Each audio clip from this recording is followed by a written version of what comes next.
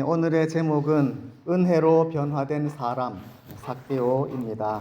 삭개오라는 사람에 대해서 우리가 성경에서 읽은 분량은 매우 짧습니다. 오늘 읽은 10개의 절이 전부인데 그 분량에 비하면 삭개오는 참 유명한 편입니다.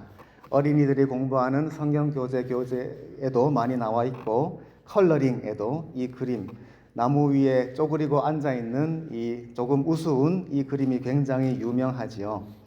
삭개오가 이 분량에 비해서 이렇게 유명하게 된 이유가 무엇일까 생각해 보면 좋겠습니다. 1절에서 오늘 예수께서 여리고로 들어가 지나가셨습니다. 여리고라는 도시는 예루살렘에서 약 15마일 떨어져 있습니다. 15마일이면 대략 여기서 펜타곤 정도거든요. 그러니까 하루만 열심히 걸으면 도달할 수가 있지요. 사실 예수님과 제자들이 지금 예루살렘을 향해서 열심히 여행하고 계셨습니다. 누가복음 9장에서 예수님은 예루살렘으로 가기로 결심하시거든요. 그리고 그 이후로부터 계속 여행기입니다. 여러 가지 일이 있고 마침내 오늘 19장의 예루살렘에 거의 다 왔어요. 그리고 그 일행들이 다소 들떠 있습니다. 오늘 11절에 보면은 그들이 하나님 나라가 당장에 임할 것으로 생각했다는 말씀이 있어요. 그러니까 그 예수님을 따르는 일행들의 지금 분위기는 뭐냐면, 이제 곧 예루살렘에 들어가면 예수님이 왕이 되시고 멋진 일들이 벌어질 거야. 하나님 나라가 다 왔어. 이렇게 아주 들뜬 분위기예요. 그런데 그 하나님 나라가 당장에 임할 것이다라는 말 자체는 맞아요. 그러나 하나님 나라는 그저 시간이 지난다고 저절로 오지는 않습니다. 그 나라가 오기 위해서는 예수님께서 예루살렘에서 고난받고 십자가에 죽으셔야 해요. 그리고 다시 살아나셔야 하나님 나라가 온전히 임합니다. 그러니 그렇게 잘 모르고 들떠있는 제자들을 보시는 예수님의 마음이 조금은 외로우셨을 것 같아요. 예수님의 그 고난을 앞둔 그 무거운 마음을 아무도 알아주는 사람이 없습니다. 그때에 이 여리고라는 도시에서 누가 예수님 일행을 맞이해서 예수님 오늘 저녁은 편히 쉬시고 그저 한 끼 식사라도 잘 하세요 하고 초대해 줄 수 있는 사람이 누가 있겠습니까? 하나님께서 삭개오라는 사람을 예비하셨습니다. 2절에 삭개오라 이름하는 자가 있으니 이름부터 딱 밝히고 들어오는데 사실 성경 복음서에서 이름을 먼저 밝히는 경우가 그렇게 많지 않아요. 어떤 세리가 있었다, 백부장이 있었다 그런 식으로 나오고 말지. 그런데 오늘은 성경의 어떤 그 구성에 있어서 앞으로 다가올 이야기에 이게 중요하니까 이름부터 딱 밝히고 시작하는 그런 게 있습니다. 삭개오라는 이름이다. 이 이름의 뜻은 좀 순수하다, 순전하다 그런 뜻입니다. pure, 순전한 사람이라는 이름인데 직업은 세리장입니다. 세리는 세금을 걷어서 로마 제국에 바치는 사람입니다. 그러니까 동족들이 다 미워해요. 우리들로부터 세금을 다 걷어서 우리를 지배하는 로마 제국에 바치는 사람이니까 우리 민족의 배신자, 죄인 그런 느낌이고요. 그리고 세리장이니까 또 얼마나 또 높고 권세도 많고 사실 또 부자라고 했지 않습니까? 그러니까 세상적으로는 아주 지위와 권세와 또 재물과 다 가졌지만 미움받는 사람, 그 포지션입니다. 그런 사람이었는데 3절에 그가 예수께서 어떠한 사람인가 궁금한 거예요. 여러분, 예수님을 믿으면 우리가 질문을 하게 됩니다. 어렸을 때는 호기심이 많잖아요. 그래서 이건 뭐예요? 저건 뭐예요? 질문을 많이 하는데 점점 자라면서 나이 들면서 우리가 질문을 안 해요. 중요한 질문이 있잖아요. 인생의 근본적인 질문들. 나는 왜 살고 있는가? 내 인생의 목적은 무엇인가? 이렇게 계속 살아도 괜찮을까? 근본적인 질문을 더 이상 안 하게 돼요. 그냥 내가 이렇게 계속 살아왔으니까 이 길을 들어섰으니까 그냥 가는 거지. 주위 사람들이 다 괜찮다 하니까 그냥 가는 거지 하면서 생각 없이 살게 되는 것 같아요. 그러나 예수님을 만나면 질문을 하게 됩니다. 이 삭개오라는 사람은 예수님의 소문을 듣고서 예수님이 누구시지 질문을 하였어요. 예수란 도대체 어떤 사람인가? 제가 청년 때 알던 어떤 집사님은 그 부인께서 먼저 예수님을 믿으셨는데 이분은 아직까지는 믿지 않았어요. 그래서 그 집에 그 교인들이 와서 기도회도 하고 성경 공부도 하는 거예요. 그런데 뭐 따로 놀다가 하루는 우연히 그 기도회에 참석하게 되었습니다. 그래서 앉아서 그냥 뭐 기도하는데 갑자기 이분 말씀에 하나님이 자신을 터치하는 게 그렇게 느껴졌다고 해요. 하나님의 놀라운 임재를 경험하고 하나님이 정말 계시다는 것을 딱 깨닫는 그 순간 이분이 두 가지 질문이 즉시 들었다고 합니다. 질문은 첫 번째, 하나님 누구십니까? 두 번째, 하나님 내가 뭘 하면 좋으시겠습니까? 딱 그 두 질문이었다고 해요. 그런데 신기한 거는 그 두 질문이 사실 성경에 사도 바울께서 하셨던 질문이랑 똑같아요. 사도행전 22장에 바울이 그 자기는 예수님 미워해서 막 어떻게 하려고 가다가 갑자기 하늘에서 빛과 함께 예수님을 만나잖아요. 그 자리에서 바울이 두 가지 질문을 하거든요. 주님 누구십니까? 주님 내가 뭘 하면 됩니까? 딱 그 질문 똑같지 않아요? 신기하죠? 우리들도 예수님 안에서 이런 질문을 하면 좋겠습니다. 우리가 혹시 예수님을 나는 오래 믿어와서 잘 알아요 하는 사람도 다시금 주님 누구십니까? 이런 질문하면 참 좋습니다. 데살로니가후서 1절에 이런 말씀이 있습니다. 예수님께서 장차 하늘에서 나타나시면 믿는 자들에게 기히 여김을 받으시리라. 깜짝 놀란다는 거예요. 예수님 실제로 나타나시는 그분을 보고 예수님 잘 모르던 사람들은 놀랄 수 있지. 그런데 예수님 믿는 사람들도 예수님을 실제로 보면 깜짝 놀란다는 거예요. 기히 여김을 받으시리라. 우리가 예수님이 누구신지 사실 다 알 수가 없겠죠. 그러니 계속 질문을 합니다. 오늘 삭개오의 질문이 너무나 쉽고 순진한 질문이지만 깊습니다. 우리도 이 질문하면 좋겠습니다. 예수란 어떤 분인가? 우리가 계속 알기를 원합니다. 그래서 삭개오가 보고자 하여 갔는데 문제가 있습니다. 키가 작아서. 그런데 예수님 주위에 사람들이 많으니까 볼 수가 없겠죠. 키가 작아서 유명해진 분은 삭개오밖에 없는 것 같아요. 그래서 삭개오가 어떻게 하냐면 어떻게 하지 하다가 보니까 저 앞에 그 돌무화과 나무가 있는지라 예전 번역에는 그 뽕나무라 그랬습니다. 뽕나무라고도 하고 돌무화과 나무라고도 하고 그 나무가 딱 있는 거예요. 그러니까 이분이 막 달려갔다고 했거든요. 오늘 이 이야기는요 참 매력이 있습니다. 이 좀 상상을 그림을 그리면서 읽어보면 굉장히 좀 유쾌하고 사람을 좀 즐겁게 하는 그런 느낌이 있지 않습니까? 이 중년의 남자가 또 옷도 좋은 거 입었을 거 아니에요. 부자니까. 그런데 이분이 예수님 보려고 뭐 두리번 하다가 막 달려가는 거예요. 갑자기. 옆에서 어떤 사람이 날이 어디 가세요? 그러면 나 지금 달려가 이러고 있는 그런 상황이에요. 달려가서 나무 위로 막 올라가는 거죠. 올라가서 그러니까 보니까 예수님이 이리로 지나가실 테니까 나는 여기에 딱 앉아서 숨어서 그냥 이렇게 보기만 할 거야. 그런 느낌이죠. 이분은 예수님 앞에 정말 그 앞에까지 사람들을 뚫고 들어갈 생각은 없어요. 정말 간절하게 내가 내 병을 고침받고 싶어 하면서 예수님 앞으로 막 기어이 들어간 사람도 있거든요. 사람들이 뭐라 그래도 예수님 앞에 나와서 딱 붙잡으니까 예수님이 불쌍히 여기시잖아요. 그런 사람도 있고, 그런데 또 우리 중에 어떤 사람은 그보다는 소심해요. 그 정도는 아니고.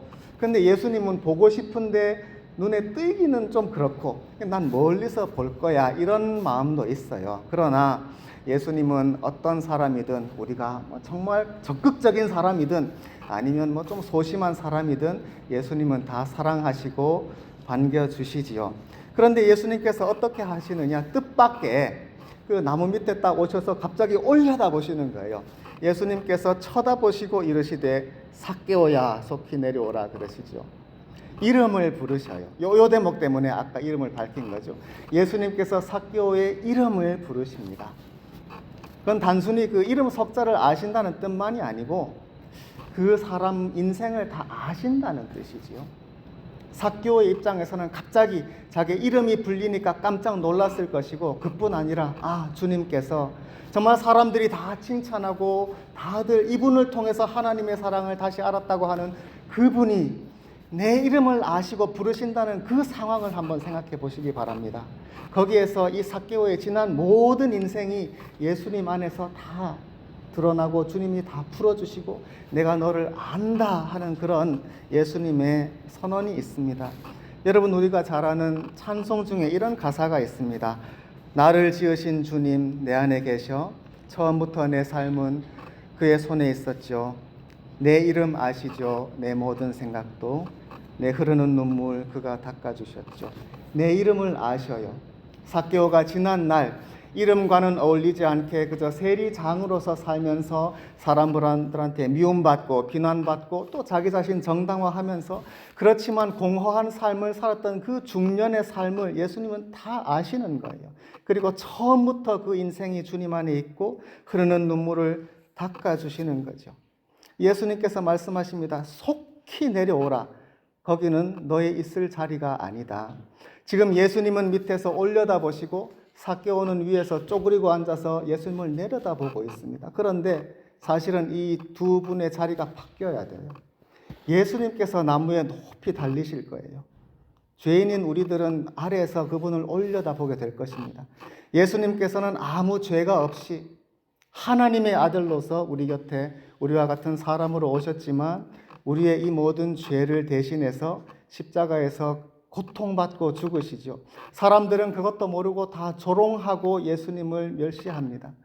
위치가 지금 뒤바뀌어 있어요. 예수님이 십자가 나무에서 높이 들리셔야 하고 남은 우리 죄인들은 우리가 있을 자리가 그 형벌의 자리임에도 불구하고 밑에서 예수님을 올려다보게 될 것입니다.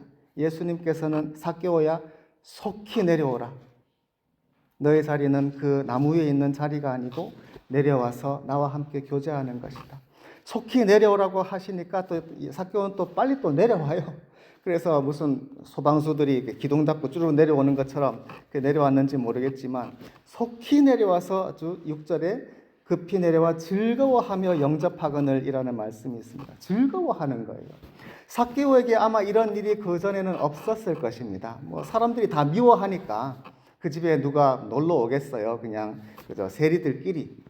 그럴진 몰라도 그냥 부자니까 집은 컸을지 모르지만 썰렁하고 그냥 그렇게 외롭게 살고 있는데 갑자기 예수님께서 내가 오늘 너희 집에 유하여야 하겠다. 예약한 것도 아닌데 예수님께서 당당하게 예수님의 모든 일행들이 갑자기 삭개오의 집에 손님이 되신 겁니다. 그러니까 삭개오가 지금 너무너무 즐거워하는 거예요. 그래서 아마 상상해 보면 집에 가서 그 미시즈 삭개오가 있을 거 아니에요. 그래서 여보 이리 좀 와봐요. 지금 우리 집에 손님들이 올 거예요 하니까 또 미시즈 삭개오는 아니 여보 그게 무슨 말이에요? 10년 동안 아무도 안 왔는데 이러고 있을 겁니다. 갑자기 그 집이 흥겨운 잔치집이 되는 거죠. 사실 이게 예수님께서 삭개오에게 주신 큰 선물이 됩니다. 삭개오는 가진 것은 많아서 남에게 줄 수 있는 다른 것은 있을지 몰라도 사람들로부터 사랑을 받고 사람들의 그런 함께하는 교제 안으로 초대되는 일이 없었습니다. 그런데 지금 삭개오의 집을 이렇게 오픈하고 사람들이 들어와서 함께 음식을 먹으면서 즐거워하는 그 자리, 삭개오가 진정 자기 사람들에게 베풀 수 있는 그런 자리가 주어진 것입니다. 예수님께서 주신 선물이에요. 예수님께서 삭개오에게 그런 놀라운 나도 사람들에게 사랑을 베풀 수 있다고 하는 그런 선물을 주실 수 있었던 것은 예수님 스스로가 낮아지고 약해지셨기 때문이지요. 만약 예수님께서 예수님 자신이 부자라서 다른 갈 곳도 좋은 호텔도 있고 좋은 레스토랑도 가고 그러실 것 같으면 이러실 필요가 없죠. 그러나 예수님은 하나님의 아들이시지만 이 땅에 오셔서 아무것도 없는 그런 가난한 자로 가난한 사람들 곁에서 이렇게 가진 것 없이 약한 분으로 오셨지요. 어린 아기, 아무 보호가 없는 어린 아기로 오셨고 자라나서도 이렇게 가난한 사람으로 계셨습니다. 실제로 지금 예루살렘에 들어가셔서 며칠 후에는 어느 날 아침에는 시장하셔요. 식사를 못 하셨어요. 그래서 먹을 거 없나 하면서 나무 열매 찾고 그러시거든요.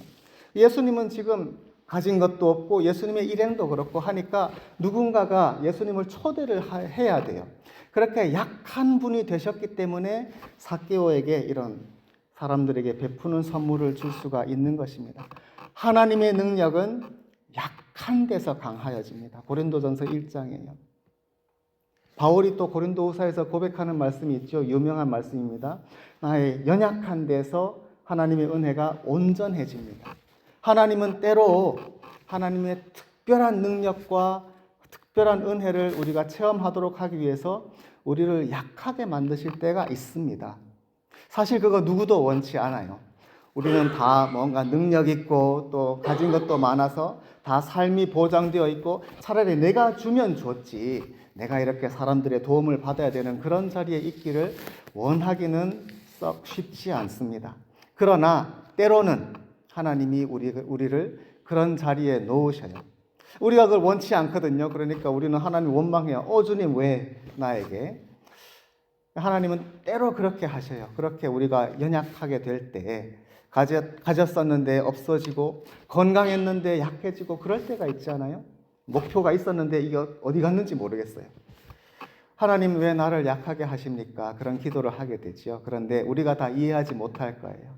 그렇지만 예수님께서 바로 그렇게 하셨습니다. 그리고 하나님도 아마도 나의 삶도 하나님 뜻이 있어서 이걸 통해서 하나님의 놀라운 어떤 계획과 또 능력과 또 이걸 통해서 다른 사람에게도 전해지는 은혜를 위해서 나를 이렇게 하셨을 거야.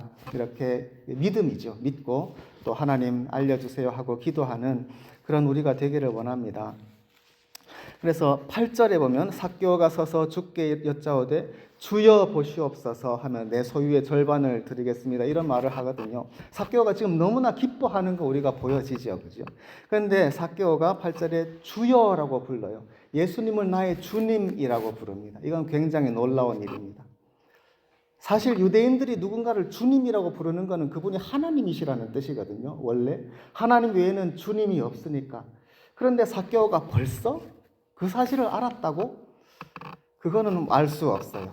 아마 아니었을 거예요. 삭개오는 예수님이 정말 하나님의 아들이시기 때문에 나의 주님이다, 그것까지 알았다면 대단한 사람인데 그건 아니었던 것 같지만 그럼에도 불구하고 예수님은 나의 주님이라고 고백을 하는 거예요.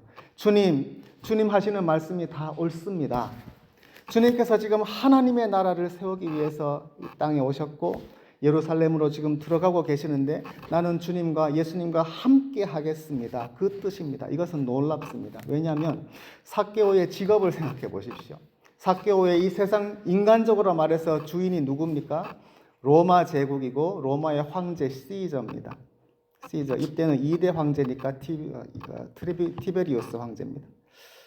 로마에 충성하는 사람이 엉뚱하게 이 청년 예수에게 주님 이러고 있는 거예요. 벌써 하나님 나라의 메시지가 그 속에 완전히 들어갔다는 것이거든요.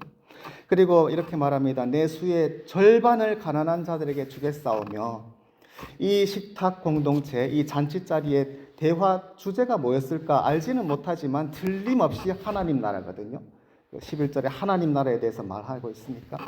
그리고 아마도 가난한 사람들을 도와주는 그런 얘기가 분명히 나왔을 거예요. 안 나올 수가 없습니다. 그러니 이런 얘기를 다 들으면서 삭개오가 고백하는 거죠. 주님, 내 재산 절반 가난한 자에게 주겠사오며 내가 만약에 누군가 뺏었으면 4배나 갚겠습니다. 이렇게 말합니다. 예수님께서 어떤 부자 청년에게 이렇게 말씀하신 적이 있습니다. 너 재산 다 줘라. 부자거든요. 그래서 예수님, 내가 영생을 얻고 싶은데, 그러니까 예수님 말씀하셔요. 너의 재산, 부자의 재산 있잖아, 그거 다 팔아서 가난한 사람 줘. 그리고 나를 따라와. 그렇게 말씀하시거든요. 그 부자 청년이 막 걱정하다가 그냥 가버려요. 그럼 우리가 물을 수 있어요. 왜 부자 청년한테는 재산 100%다 주라 그러고 삭개오는 왜 절반 준다 그랬는데 그럼 나머지 절반은 갖는다는 소리잖아요. 삭개오는 왜 절반이고 왜 그래요 주님, 이거 안 공평한데, 그런 식으로 질문하실 수도 있겠죠. 사실 하나님께 우리가 무엇을 얼마나 드려야 하나님의 그 놀라운 선물, 하나님의 자녀가 되는 것, 하나님의 완전한 가족이 된다는 이 놀라운 선물, 그래서 영원히 하나님과 함께 산다는 이 구원이잖아요. 이 놀라운 선물을 우리가 얻기 위해서 도대체 우리가 얼마를 드릴 수 있단 말입니까? 재산의 100%, 200%면 됩니까, 사실? 옛날에 한국의 어떤 유명한 드라마에 이런 대사가 있었습니다. 얼마면 되겠냐? 혹시 아시나? 얼마면 되겠니? 그럽니다. 남자가 여자한테. 우리가 하나님한테, 하나님, 내가 하나님의 자녀도 되고 싶고 하나님 축복도 받고 싶고 하나님과 영원히 살고 싶습니다. 하나님, 얼마면 되겠습니까? 그러겠습니까? 그럴 수 없단 말이에요. 하나님께서는 우리에게 그냥 그 선물을 주시는 거예요. 그럼 우리가 그 선물 받고 너무너무 감사해서 내가 할 수 있는 내 삶을 드리는 거거든요.